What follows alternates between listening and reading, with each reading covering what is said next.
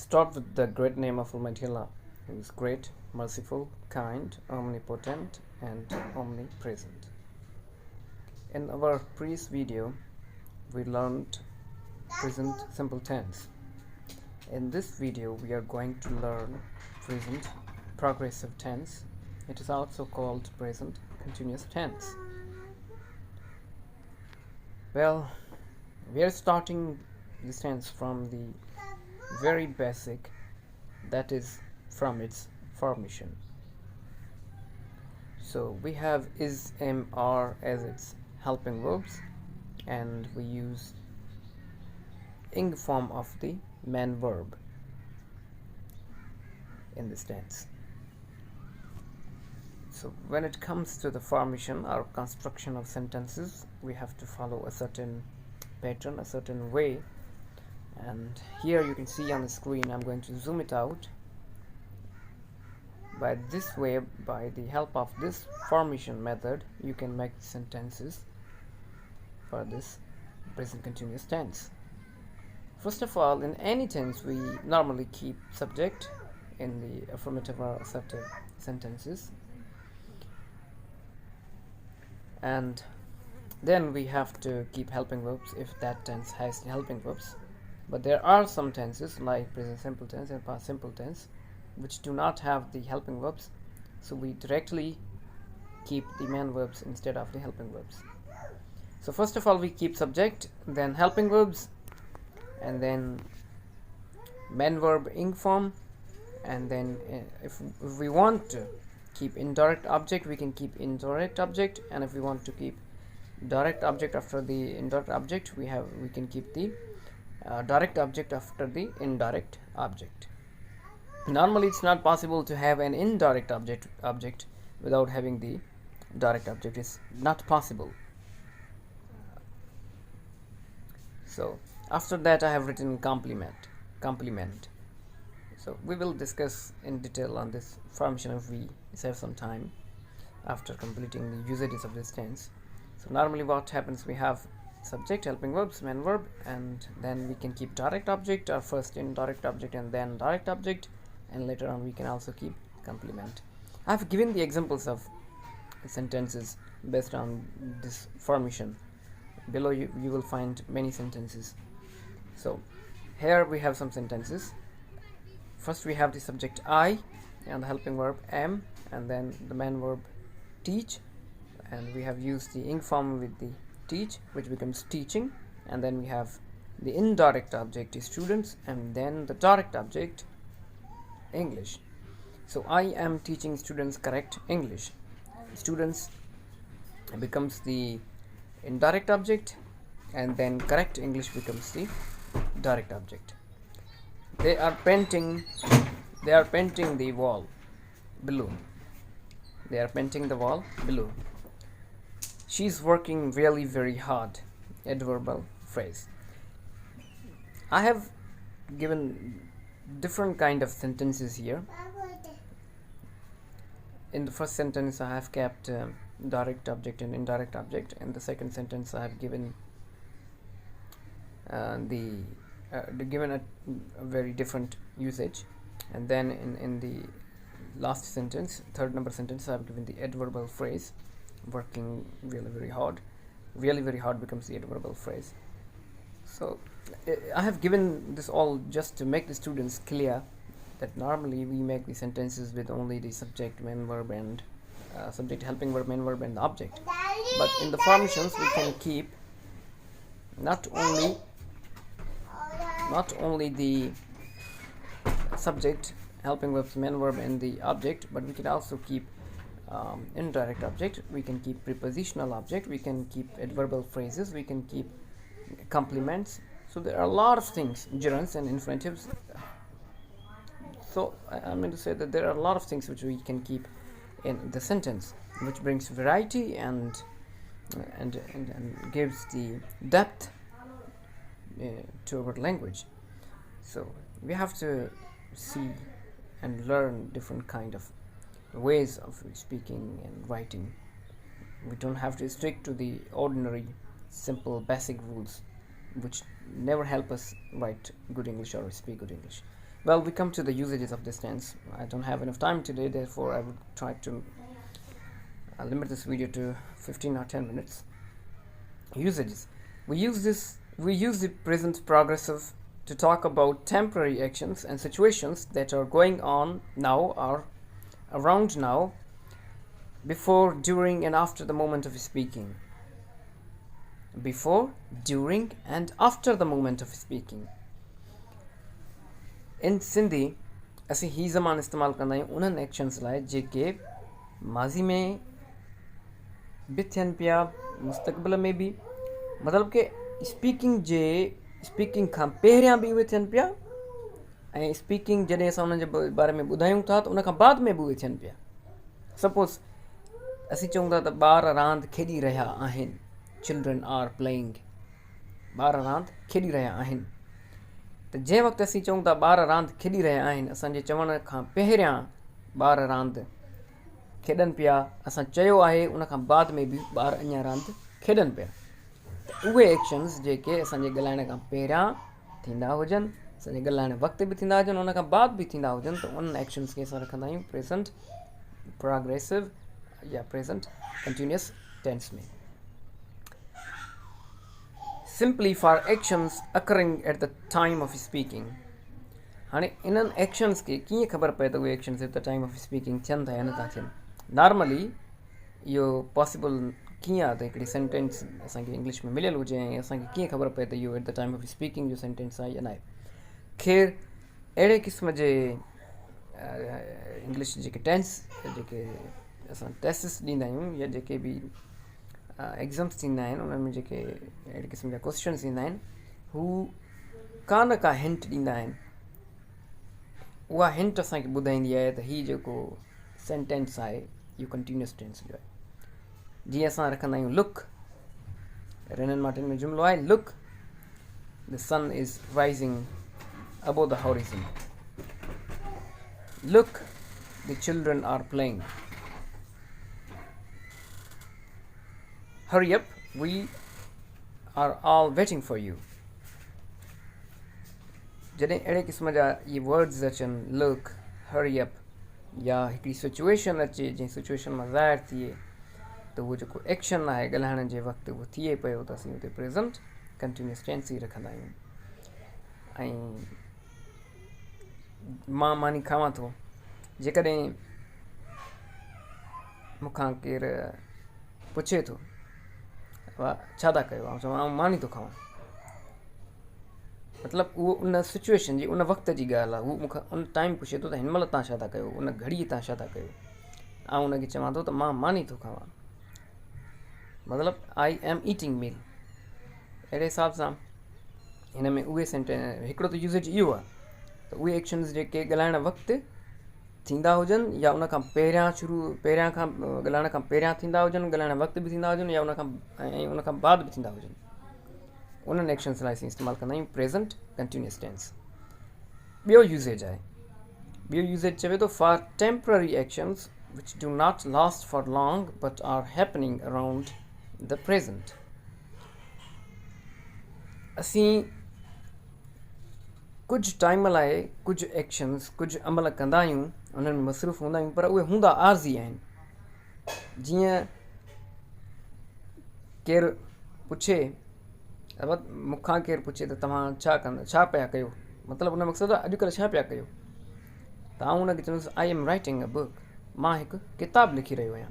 हाणे मुंहिंजो जेको किताबु लिखण जो कमु आहे उहो ॻाल्हाइण वक़्तु त आउं उन सां वेठो आहियां कंहिं होटल ते या कंहिं ॿिए जॻह ते, उन वक़्तु आउं बुक कोन पियो लिखां, पर मूं उनखे ॿुधायो त अॼुकल्ह हिन शॉर्ट पीरियड ऑफ टाइम में, हीउ जेको शॉर्ट पीरियड ऑफ टाइम आहे माना चंद ॾींहं पहिरियां खां ऐं चंद ॾींहं अञा मुस्तक़बिल में बि मां इहे इन कम में इंगेज आहियां, मां इहो कमु पियो कयां. कहिड़ो कमु? बुक लिखी रहियो आहियां, जेको आर्ज़ी आहे, टेम्पररी आहे ऐं जल्दी उहो एक्शन ख़तमु थी वेंदो. बुक लिखण जो कमु जल्दी ख़तमु थी वेंदो. पर जेकॾहिं केरु मूंखां पुछे त वॉट डू यू डू, तव्हां छा कंदा आहियो, ऐं मां चवां त मां किताब लिखंदो आहियां, त पोइ मां ईअं न चवंदुमि त आई एम राइटिंग बुक्स, मां चवंदुमि I write books, I am a writer, I write books. त इहो हिकिड़ो यूसेज आहे फॉर टेम्पररी एक्शन्स. मूं ॿ एग्ज़ाम्पल्स लिखिया आहिनि. I am travelling a lot these days. अॼुकल्ह आउं ॾाढो सफ़र करे रहियो आहियां. असीं चवंदा आहियूं न त इहो हाल हाल किथे घुमायो, त जवाबु ॾींदा आहियूं असीं त अॼुकल्ह आउं ॾाढो सफ़र करे रहियो आहियां, अॼुकल्ह ॾाढा सफ़र पियो कयां. वाई इज़ ही हिटिंग द डॉग. असीं कंहिं पाड़ेसिरीअ खे ॾिसूं त हू 2 ॾींहं पहिरियां या अॼुकल्ह हू पंहिंजे कुते खे मार पियो ॾिए.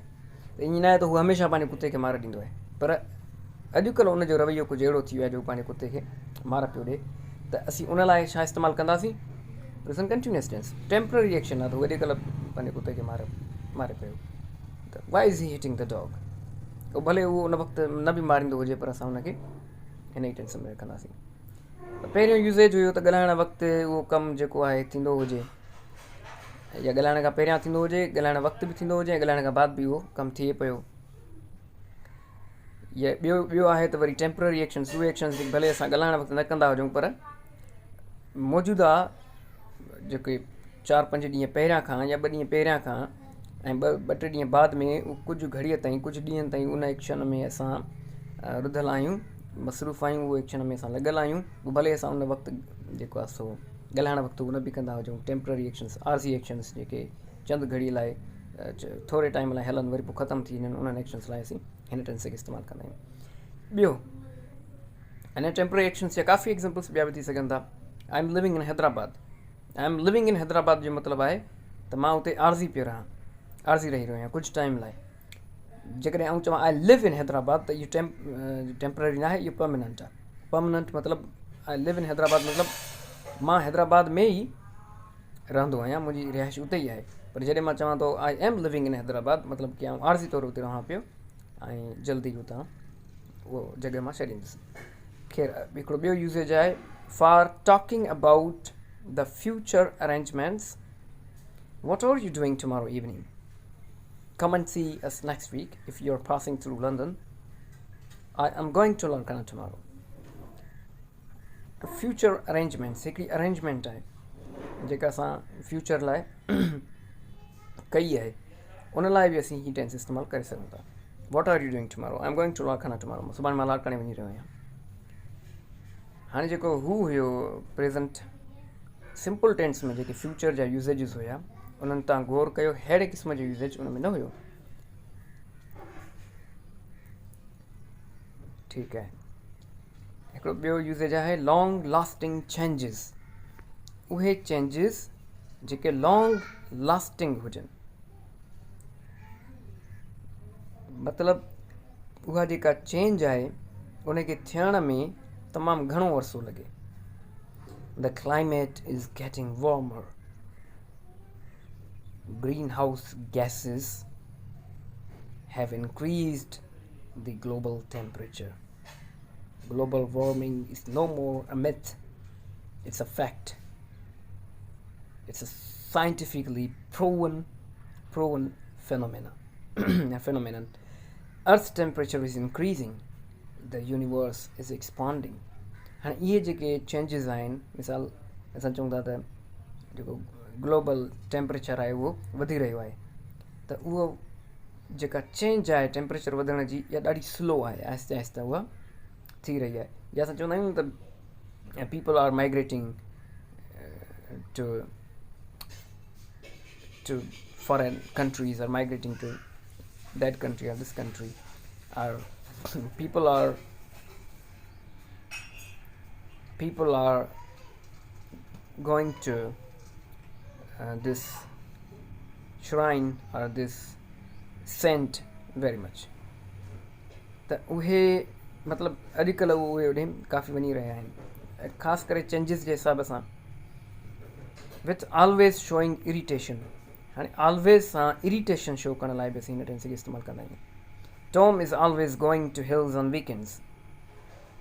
हाणे इन जो मक़सदु इहो न आहे त टॉम जेको आहे उहो हमेशह वीकेंड्स ते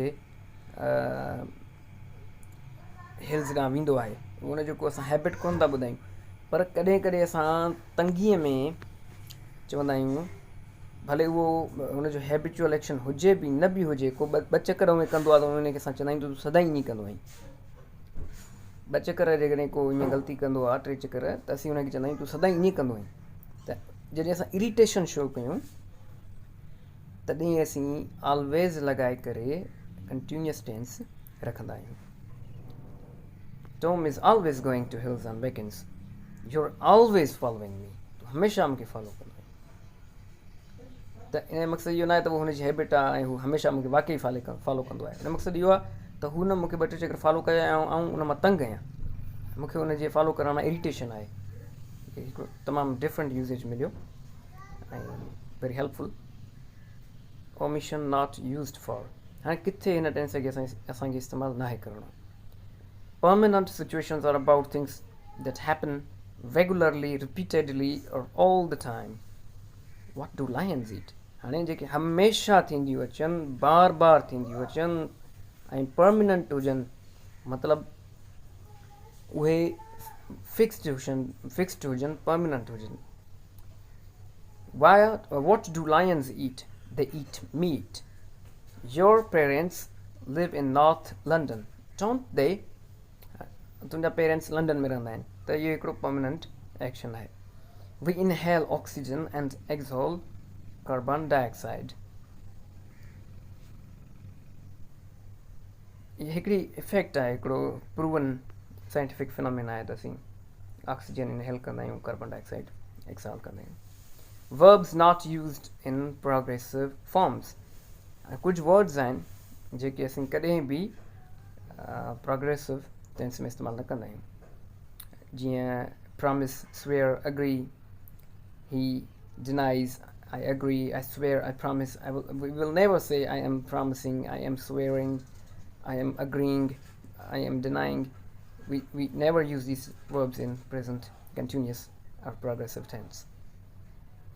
So in my previous video there is given a list of words which are never used in present progressive tense or present continuous tense. These were the words of perception, hearing, and different senses like want or taste or appear or smell. These kind of verbs are never used in present progressive tense. We always use present simple tense for these kind of verbs. However, in some cases we can also use them, and that is something which we do not have to make fuss about right now. We will study these things later on when we are clear with the basic usages of the tenses. Sentence configuration. So sentence configuration refers to the different ways of making sentences in the tenses. So first we have a normal structure of making the sentences. We have an affirmative sentence which says she is painting a beautiful landscape. This sentence is affirmative. And then we have a negative sentence which is she is not painting a beautiful landscape. These both sentences can be declarative, because in these both sentences we are saying something, declaring something. Interrogative. In interrogative sentences we keep the helping verbs before the subject. Is she painting a beautiful landscape? Negative interrogative. Isn't she painting a beautiful landscape? Short answers. Yes, she is. No, she isn't. These short answers are normally used in spoken English. Okay, we have some other examples. Now we have prepositional objects here. So they are playing in the park. They are playing in the park. Negative. They are not playing in the park. Interrogative. Are they playing in the park? Negative interrogative. Aren't they playing in the park? Emphatic. They are indeed playing in the park. We can keep really as well. They are really playing in the park. Short answers. Yes, they are. No, they aren't. Sentence. She's reading a book. I'm telling you my strategy of having grip on these tenses. What I did for having grip on these tenses. त मुंहिंजो जेको method हुयो उहो हुयो हिकिड़े ई sentence खे affirmative बि करणु नेगेटिव भी करण, इंटेरोगेटिव भी करण, नेगेटिव इंटेरोगेटिव भी करण, एम्फेटिक भी करण, सेम सेंटेंस के ऐं सेंटेंस कोशिश करे लेंथी लिखण, उन में एक्सटेंशन ॾियण। सपोज हिकिड़ो सेंटेंस असां वटि आहे त ही मानी खाए थो, सपोज त इन जुमिले खे असां थोरो वधाए लिखूं, ही राति जे अंधेरे में, ही राति जे अंधेरे में मानी खाए थो। अञा इनखे असां वधाए लिखूं, ही राति जे अंधेरे में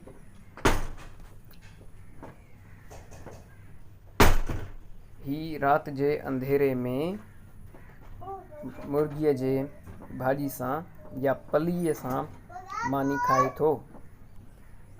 त सेंटेंस खे वधाइणु खपे। ही उस्तादु आहे, ही हिकु सुठो उस्तादु आहे। त हिकिड़ो आहे लिखियो आहे असीं उस्तादु आहे, ॿियो उनखे असीं डिफाइन कयोसीं, ही सुठो उस्तादु आहे।